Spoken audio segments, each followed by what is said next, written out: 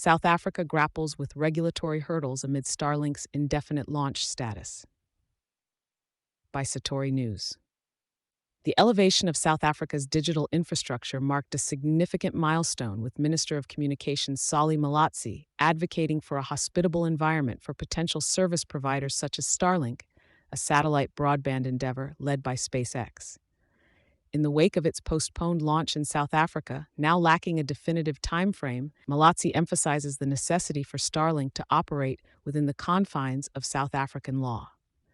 This stance came into focus as the service is set to debut in neighboring countries by year's end, projecting a glaring omission in regional connectivity enhancement.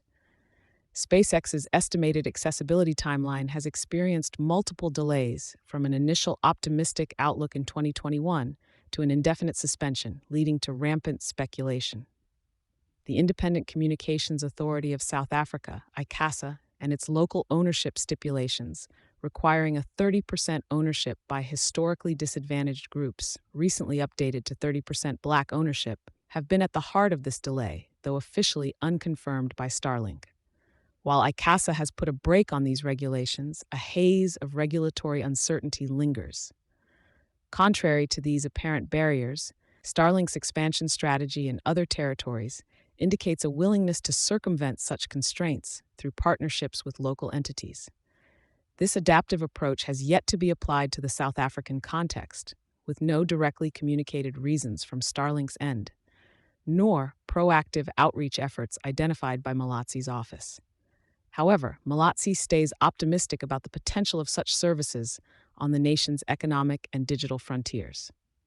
He outlines an approach centered on aligning regulation with investment encouragement, keenly focused on the broader objective of digital inclusion and the bridging of the digital divide. The proactive responsiveness of his office could, he believes, catalyze the discourse towards a feasible market entry for Starlink and similar enterprises.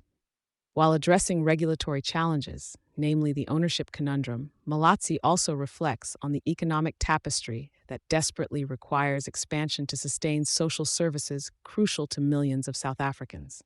The interplay of attracting businesses to enrich the tax revenue stream, thereby enabling robust social services, sits at the core of his economic rationale. Malatsi's vision predicates upon crafting a regulatory landscape that both complies with existing laws and fosters a fertile ground for external investments, promising to re-examine interventionist policies that currently throttle the potential for economic growth and job creation. Thank you for choosing Satori News.